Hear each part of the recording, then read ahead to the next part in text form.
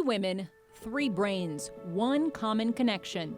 I think working in this spot, see what you can come up with. Their memories are fading, piece by piece, some faster than others. It's always scary. You have all this life ahead of you to live. What happens if you don't remember? I just take pictures like crazy. I'm constantly getting reminders of anything that we do, because if in case it doesn't work, at least my girls will be able to go through pictures and say, oh, remember this? Mom was there. In this half hour, we'll share their stories from mild cognitive impairment to early onset Alzheimer's and ultimately advanced dementia, in an effort to shed light on the disease now impacting roughly 7 million Americans and their families. The great news is that we really are in a new era of how we think about Alzheimer's disease. We have medicines that treat symptoms, and we have at least one medicine that's approved that potentially is disease modifying. But those are not cures. Cures are very, very hard. But that's not stopping these women and their loved ones. That's amore. Very good, very good. From celebrating the small victories to advocating for big breakthroughs. The only way that we'll ever make a difference is in clinical trial, and we're seeing that now. I'm going to be the first survivor. I am going to be the spokesperson for surviving. That's my goal.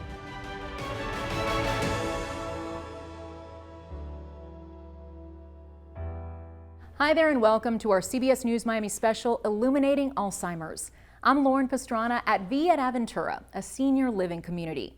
Last year, I set out to dig deeper into this insidious disease in honor of my own grandmother and families like yours who've been impacted by Alzheimer's or other dementias.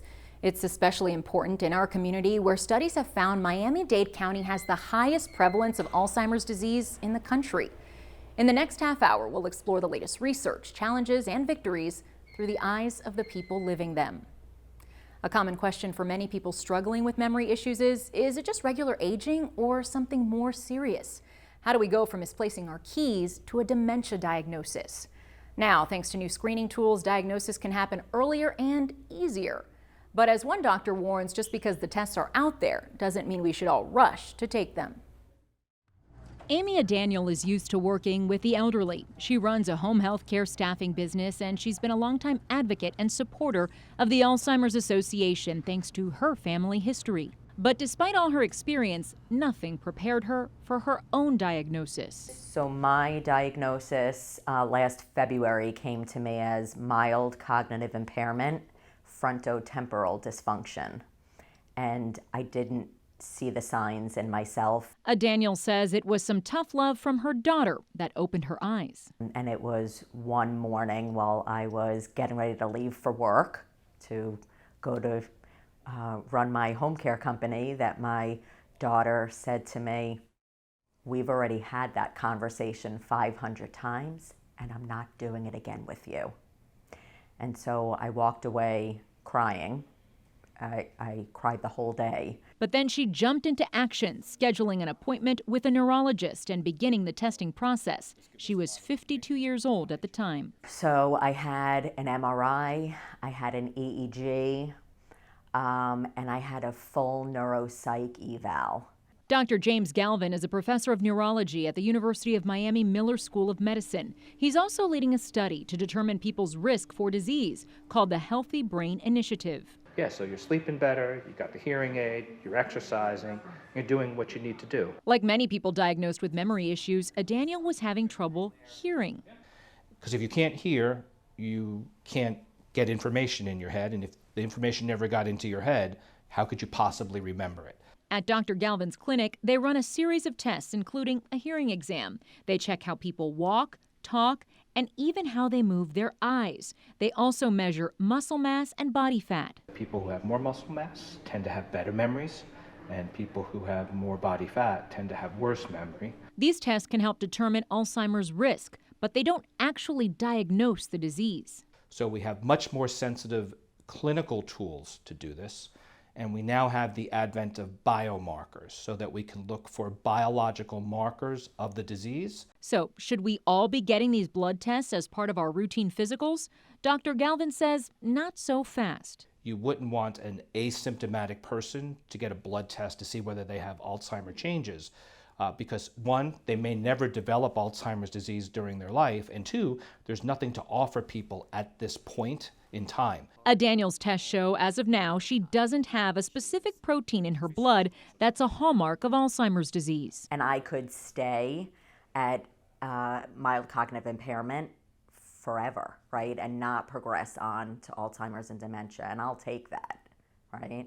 That'll be a win for me for sure. Is that what kind of assistance you need? While her future may seem uncertain, Daniel is hopeful about the possibility of treatments and one day maybe even a cure.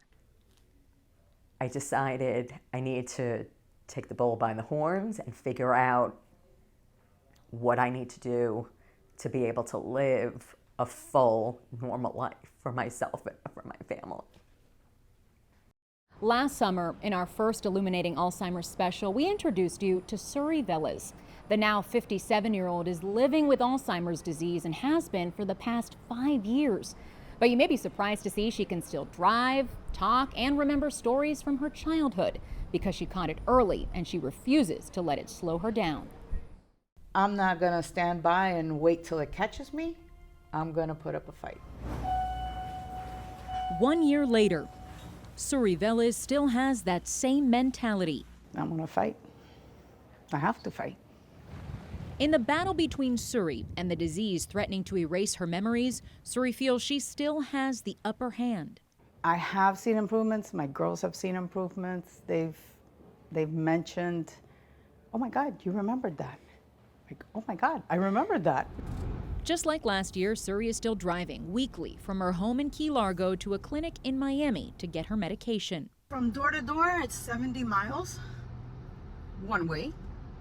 So I travel 140 miles each visit, round trip.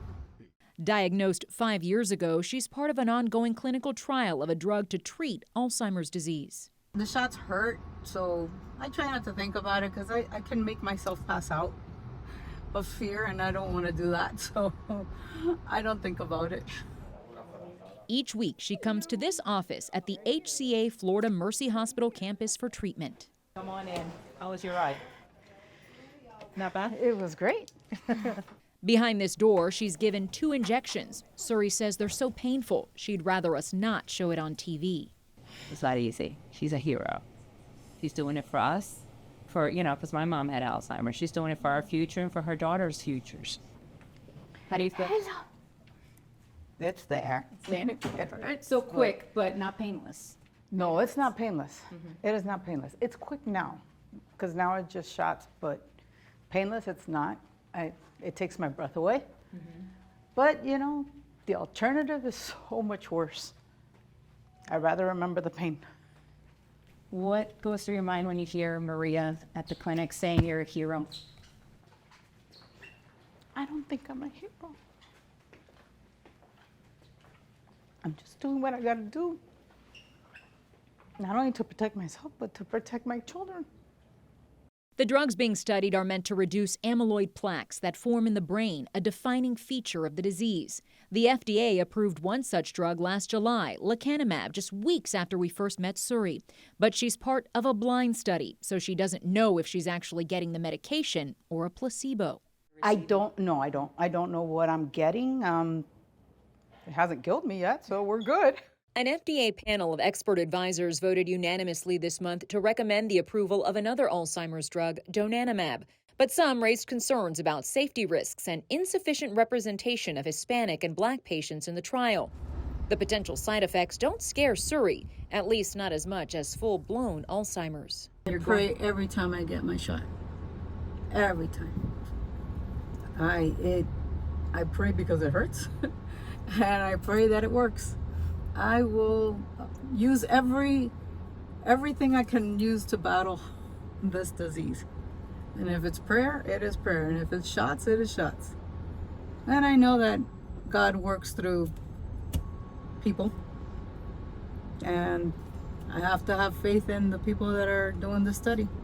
On this particular visit, she stopped by the church next door with hope in her heart. I'm just hopeful that we get a cure or even a prevention, just something out of it, because I don't want to be doing all this in vain, you know. But like I said, I don't think I am. I think we're on the verge of something really great. The study Suri is part of is ongoing. We'll stay in contact with her and update you on her mission to stay healthy.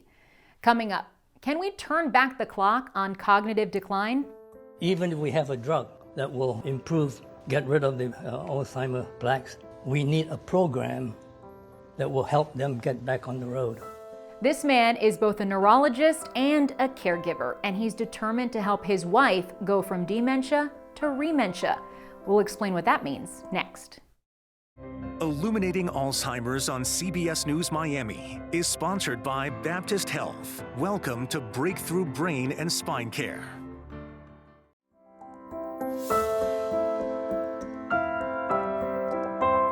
Research has long shown things like music, dancing, and even bilingualism may play a role in improved cognition.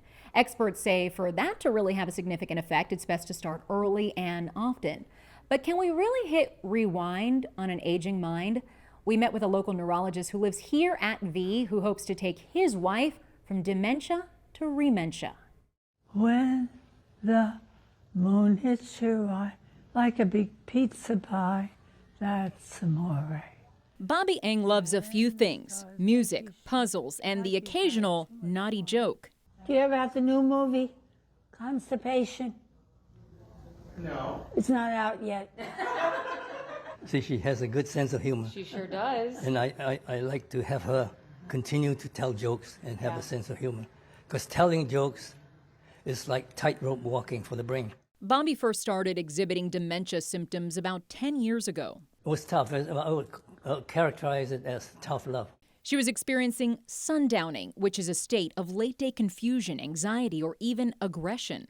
She had developed a need to drink at sundown, and she began to get lost. She would get drunk and lost her way.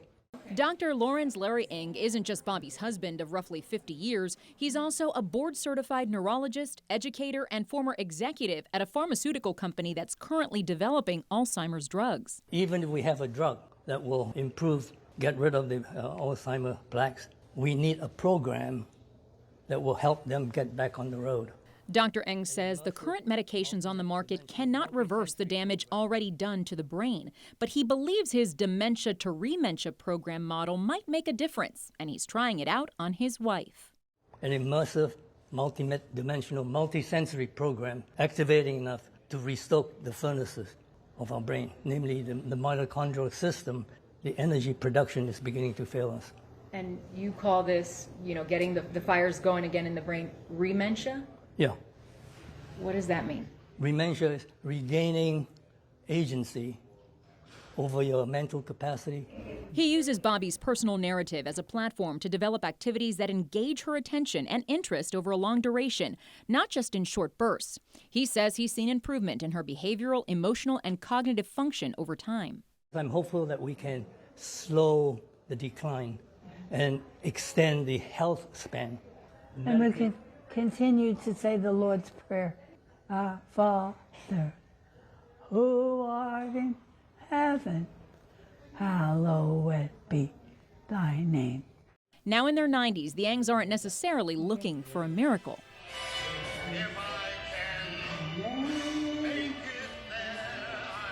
But simply hoping their experience may provide a missing piece to help people better understand how to heal an aging brain.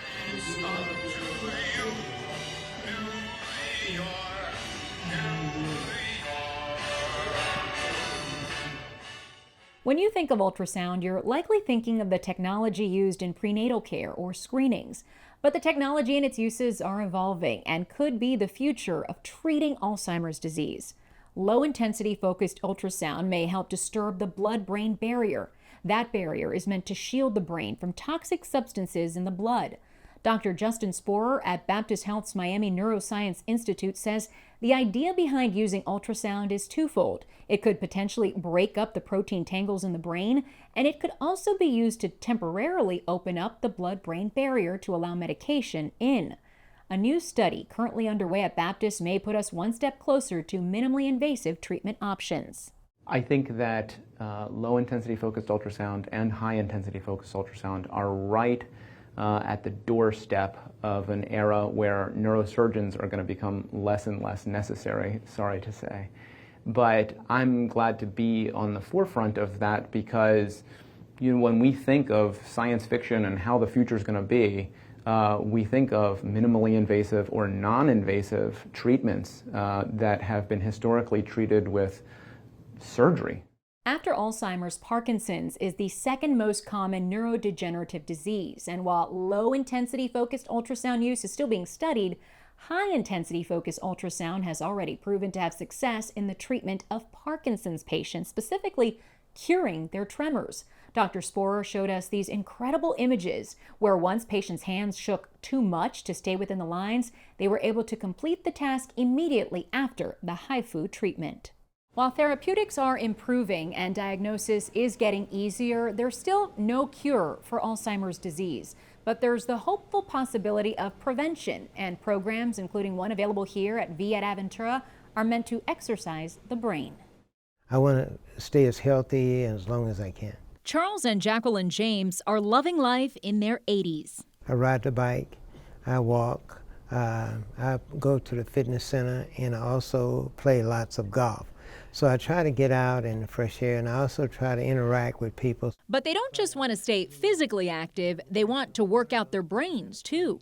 The main reason is I have a sister that I think is exhibiting some early forms of Alzheimer's, and so I wanted to make sure, some people say it's hereditary, and so I wanted to make sure that I was, find out. I spend a lot of my time looking for things. I'll go into a room and say, why did I come in here? I don't know whether that's normal or whether it's a normal part of the aging process or if there's some onset of Alzheimer's disease. So Jacqueline and Charles decided to be proactive. The couple is part of the Alzheimer's prevention program at Miami Jewish Health's Mind Institute. Right here, right now, we are doing this early intervention. We're making a tremendous difference in the lives of the patients we see. Dr. Mark Agronin is a leading Alzheimer's disease expert and geriatric psychiatrist. Glad to have you both back. Thank you. And I know we both had sessions. We talked about the risk factors. The evidence-based program helps participants assess their Alzheimer's risk factors, benchmark their current neurocognitive health, and provide customized lifestyle coaching for improved brain fitness. In terms of Alzheimer's disease, is prevention possible? Prevention is a new buzzword when we think about Alzheimer's disease and other neurocognitive disorders. We never thought about that before. But we know from research that about 40% of risk factors that people have can be modified.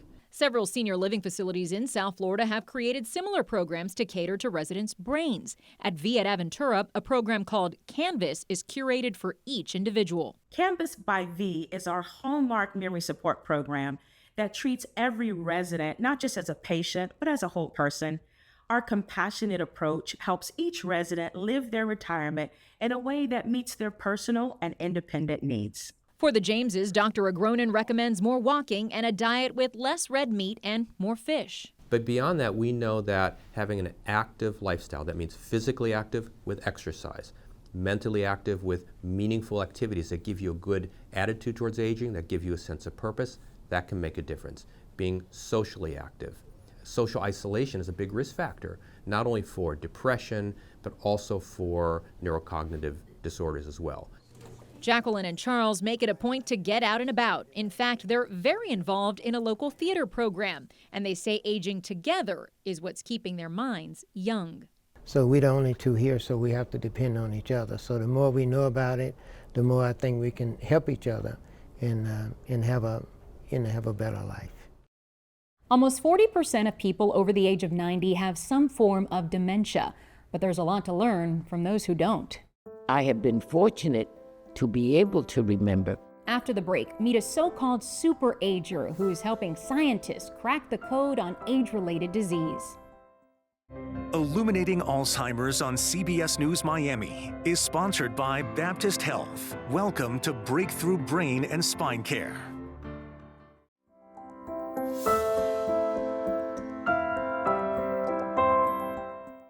Welcome back. When it comes down to it, the #1 risk factor for Alzheimer's is aging.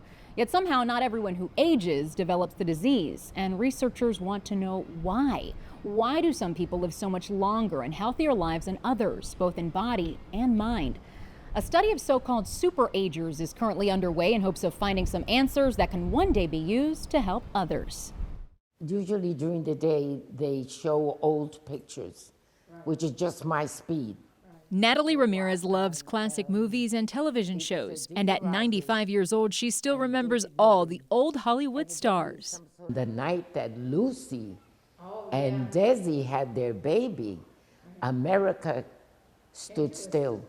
In fact, she remembers pretty much everything dating back to her own childhood. I'm 8 years old, standing on 145th Street on Broadway with my mom and my little brother, Edward, at the time. And we see the Hindenburg fly overhead. Ramirez doesn't take these memories for granted. I remember it like it was yesterday. So that's how and I feel for the people that now are trying to remember.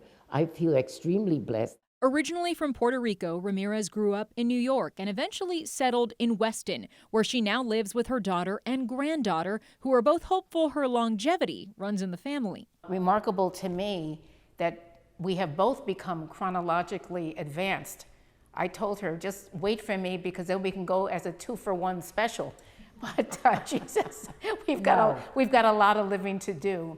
Blessed is not, I don't think, a word that encompasses what magic it truly feels like every day to be able to hear her screaming at C-SPAN at 6 a.m. It is the greatest alarm clock that I could ever ask for. It is akin to winning the lottery. But the truth is, not all families hit this genetic lottery, and Ramirez hopes by sharing her history and her mind with scientists, that might change. That's exactly what we're interested in, is understanding what are the biological drivers that allow people to live not only long, but most importantly, healthy lives. Dr. Sophia Millman is a professor of medicine and genetics at Albert Einstein College of Medicine. She's leading the Superagers Family Study, which will compare people aged 95 and older and their adult children to older adults who are not considered superagers. The goal is to identify inherited and natural factors that slow aging and protect against age-related diseases like Alzheimer's. Then we can create medications and therapeutics that will mimic the function of those longevity genes and biological factors that allow people to live longer. What is your secret to a long and healthy and happy life? What do you say? Well, actually, I don't have a secret. Being open to new things is very important. So when I look back on my life, one day I was 40 and now I'm 95. So you wonder, where did it go? It goes by living each day. Each day brings a new adventure. My legacy is that I have been given a lot of gifts, and I hope that I have used them well. The Superagers Family Study is still ongoing, and researchers are looking for participants. If you or loved ones are over 95 years old, visit our website for more information.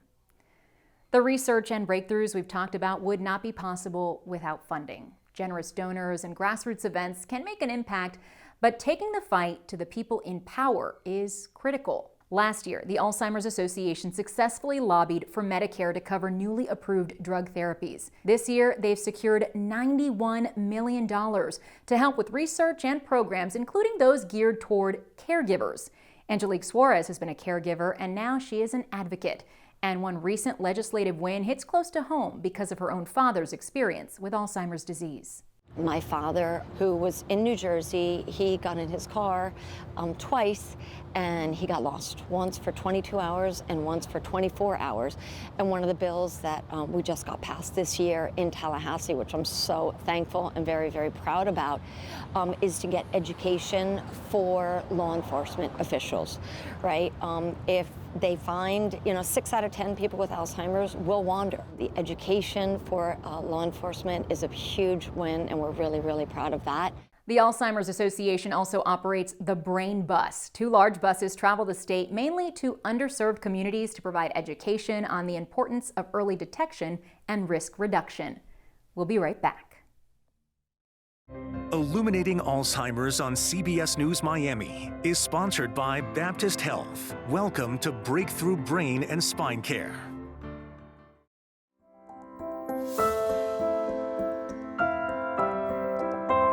Before we go, we want to make sure you're not just equipped with information, but also resources to take control of your cognitive health. Here are a few important numbers you may find helpful. You can write them down now, or you can find them on cbsmiami.com. It's an honor to share your stories and the medical breakthroughs as we illuminate Alzheimer's. You can watch this special as well as last year's on our website, cbsmiami.com. On behalf of all of us at CBS News Miami, I'm Lauren Pastrana. Thank you for joining us.